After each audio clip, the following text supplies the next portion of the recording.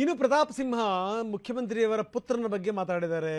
ನೋಡಿ, ಯತೀಂದ್ರ ಅವರ ಪ್ರಭಾವ ಪೊಲೀಸ್ ಇಲಾಖೆ ಮೇಲೆ ಬಹಳ ಇದೆ. ಇವ್ರು ಹೇಳ್ದಂಗೆ ಪೊಲೀಸರು ಕೆಲಸ ಮಾಡಬೇಕು ಅಂತ ಸ್ಥಿತಿ.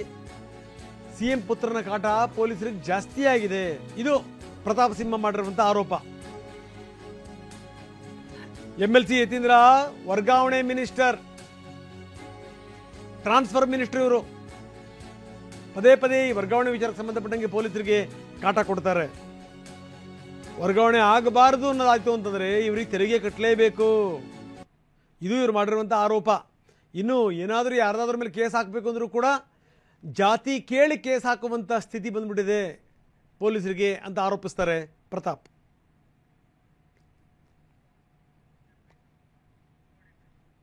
ಪೊಲೀಸ್ ಇಲಾಖೆಯಲ್ಲಿ ಈ MLAಗಳ ಕಾಟ ಒಂದೊಂದು ಸ್ಟೇಷನ್ ಅಲ್ಲಿ 50 ಲಕ್ಷ 60 ಲಕ್ಷ 1 ಕೋಟಿ ವಸೂಲಿ ಮಾಡ್ತೀರಿ ನೀವು.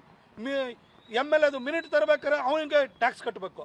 ಇಲ್ಲೊಬ್ರು ಟ್ರಾನ್ಸ್ಫರ್ ಮಿನಿಸ್ಟರ್ ಇದ್ದಾರೆ, ಚೀಫ್ ಮಿನಿಸ್ಟರ್ ಮಗ ಯತೀಂದ್ರ ಟ್ರಾನ್ಸ್ಫರ್. ಇವರು ವರ್ಗಾವಣೆ ಖಾತೆ ಸಚಿವರು. ಇವರು ಯಾವ ವರ್ಗಾವಣೆ ಆಗಬೇಕು ಅಂದ್ರೆ ಯತೀಂದ್ರ ಹತ್ರ ಹೋಗ್ಬೇಕು. ಹಾಗಾಗಿ ಅಲ್ಲಿಗೆ ಹೋಗ್ಬೇಕು, ಅಲ್ಲಿ ಟ್ಯಾಕ್ಸ್ ಕಟ್ಟಬೇಕು. ನಿಮ್ ಬರೀ ಕಲೆಕ್ಷನ್ ಅಷ್ಟೇನಾ? ಯಾರು ಜಾಸ್ತಿ DK ಜಾಸ್ತಿ ಕಲೆಕ್ಷನ್ ಮಾಡಿ ರಾಹುಲ್ ಗಾಂಧಿ ಕಳಿಸ್ತಾರೋ, ಸಿದ್ದರಾಮಯ್ಯನವ್ರು ಜಾಸ್ತಿ ಕಲೆಕ್ಷನ್ ಮಾಡಿ ರಾಹುಲ್ ಗಾಂಧಿ ಕಳಿಸ್ತಾರೋ, ಈ ತರ ನಿಮ್ದು ಹೋರಾಟ ಇಲ್ಲಿಗೆ ನಡೀತಾ ಇದೆ. ಜನಕ್ಕೆ ಯಾವುದೇ ರಕ್ಷಣೆ ಇಲ್ಲ. ಮೈಸೂರು ಜನ ಇದನ್ನ ನೋಡ್ತಾ ಇದ್ದಾರೆ, ಏನು ಮಾಡೋಕ್ಕಲ್ಲ, ಅಸಹಾಯಕರಾಗಿದ್ದಾರೆ. 5 ವರ್ಷ ನಿಮಗೆ ಕೊಟ್ಬಿಟ್ಟಿದ್ದಾರೆ. ಹಾಗಾಗಿ ಸೈಲೆಂಟ್ ಆಗಿ ಇದನ್ನ ಸಹಿಸ್ಕೊಳ್ಬೇಕಾದಂತ ಪರಿಸ್ಥಿತಿ ಬಂದಿದೆ. ನಮ್ಮ